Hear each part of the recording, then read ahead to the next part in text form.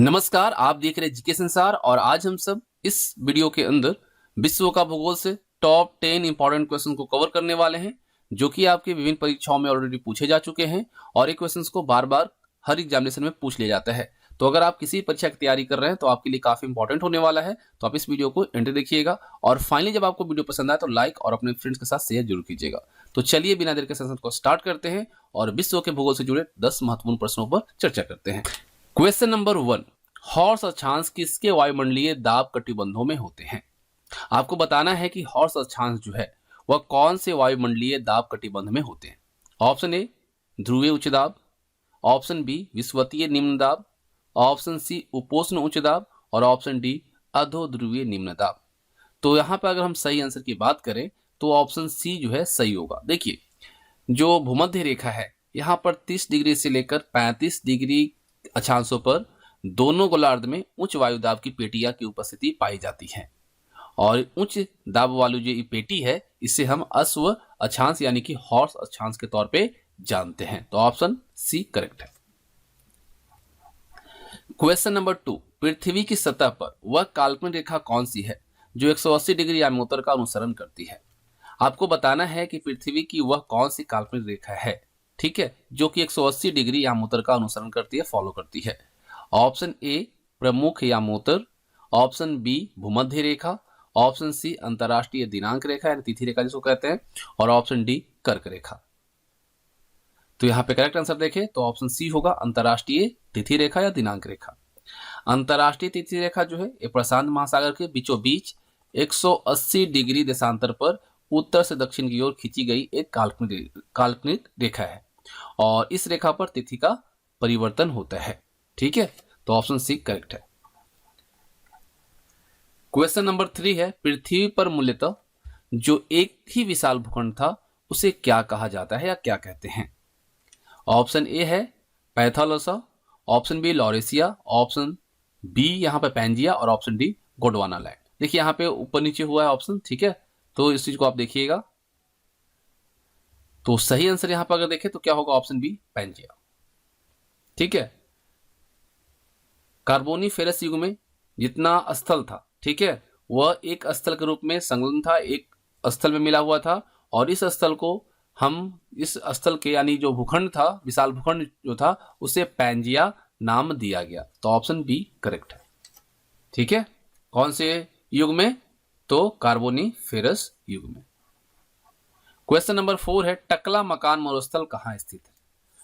पश्चिमी एशिया में, अफ्रीका में सहारा के दक्षिणी किनारे पर, दक्षिण अमेरिका में और मध्य एशिया में।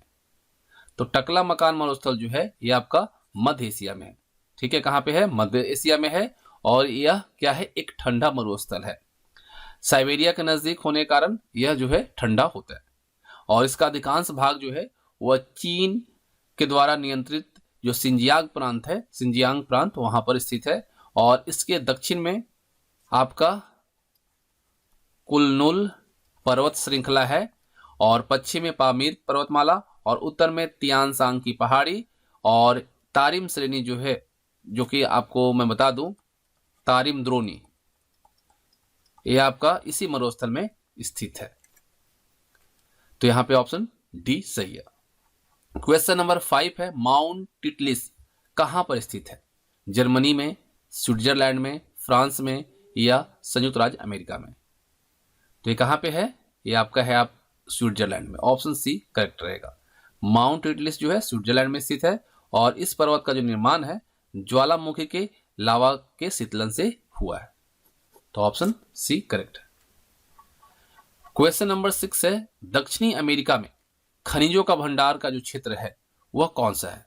ब्राजील का पठार, बोलिविया का पठार, पैंटागोनिया का पठार या ओरिनिको बेसिन? कौन सा वो एरिया है जो कि दक्षिण अमेरिका में खनिजों का भंडार के तौर पे जाना जाता है? तो कौन सा है? तो है पैटागोनिया का पठार, ठीक है। दक्षिणी अमेरिका में खनिजों का भंडार जो है वह पैटागोनिया का पठार क्षेत्र है। तो ऑप्शन सी सही है। क्वेश्चन नंबर 7 है, एशिया की विशाल नदी, ठीक है, एशिया का जो विशाल नदी है मेकॉन्ग, एक किस देश में नहीं बहती है? आपको बताना है इन 4 ऑप्शन में से कौन सा वो देश है जहां पे एशिया की विशाल नदी जो है मेकॉन्ग नहीं बहती है? ऑप्शन ए चीन, option B Malaysia, option C Cambodia और ऑप्शन डी लाओस। तो नो डाउट आप सब बिजली इसका आंसर कर पाएंगे। सही आंसर होगा आपका ऑप्शन बी मलेशिया। देखिए तिब्बत के पठार से जो निकला है आपका मेकॉन्ग नदी, ये चीन, म्यांमार, लाओस, थाईलैंड, कंबोडिया और वियतनाम से प्रवाहित होती हुई ये आपका साउथ चाइना सी जो है यानी कि दक्षिणी चीन सागर जो है वहां पर गिर जाती है। तो ऑप्शन बी करेक्ट है। क्वेश्चन नंबर 8 है, पवन की अपवाहन क्रिया यानी कि डिफ्लेक्टिंग एक्शन जो होता है उसके कारण बने गर्त को क्या कहा जाता है? पलाया, यारडांग, ब्लो आउट या बालू टिब्बा, जिसे सैंड ड्यून कहा जाता है। तो बताइए कौन सा ऑप्शन सही होगा? तो इस क्वेश्चन का सही आंसर जो रहेगा वो रहेगा ब्लो आउट। ठीक है, पवन की अपवाहन क्रिया के कारण जो गर्त बनते हैं वो आपका प्लेट नुमा आकार का बनता है, तस्तरी नुमा आकार का बनता है, और ये जो है आपको वात छिद्र भी इसको कहा जाता है। देखिए मरुभूमि में जो पवन के सतत प्रहार से जहां तहां गड्ढे बनते हैं वो कैसे गड्ढे होते हैं? तस्तरी के आकार में बनते हैं, और इसमें क्या होता है, जल भर जाता है, और जल भरने के बाद क्या है, झील का निर्माण हो जाता है। और ये आपको संयुक्त राज्य अमेरिका में जो आपका अरकासस जो है, ठीक है, और मिस्र के पश्चिमवर्ती मरुस्थल जो है, यहाँ पर आपको अनेक गड्ढे ऐसे देखने को मिल जाते हैं। तो यहाँ पे अगर पूछा गया है जो कि पवन की अपवाहन क्रिया के कारण जो बने गर्त होते हैं उसको क्या कहते हैं? तो ब्लो आउट कहते हैं। तो ऑप्शन सी करेक्ट है। क्वेश्चन नंबर 9 है, रूपांतरित चट्टानों की उत्पत्ति खालिस्तान चट्टानों से होती है? आग्नेय, तलछट्टी या फिर आग्नेय और तलछट्टी दोनों, या इनमें से कोई नहीं? तो अगर आप जानते हैं तो आप इजीली आंसर करेंगे कि रूपांतरित चट्टान जो है इसकी उत्पत्ति आग्नेय और तलछट्टी दोनों से होती है। ठीक है, एक नवीन चट्टान का जो निर्माण है वह रूपांतरित चट्टानों के द्वारा, जिसे कि हम रूपांतरित चट्टान भी कहते हैं। ठीक है, एक नवीन चट्टान का जो निर्माण होता है जिसे कि हम रूपांतरित चट्टान कहते हैं, ये विशेष रूप से किससे निर्मित होता है? तलछट्टी और आग्नेय शैल के रूप जो परिवर्तन होते हैं उसके फलस्वरूप रूपांतरित शैल का निर्माण होता है। तो यहाँ पे आपका जो है ऑप्शन सी करेक्ट रहेगा। ठीक है, रूपांतरित चट्टान की उत्पत्ति जो है आग्नेय और तलछट्टी दोनों चट्टानों से होती है।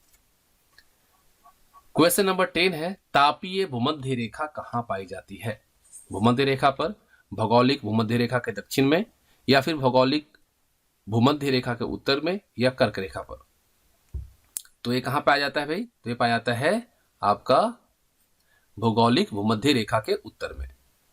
उत्तरी गोलार्ध में धरातल की जो अधिकता है और जलवायु कारणों से जो अधिकतम तापक्रम है वह उष्णकटिबंधीय प्रदेश में पाया जाता है, और भूमध्य रेखा पर अधिक वर्षा की वजह से उच्च तापमान नहीं पाया जाता है।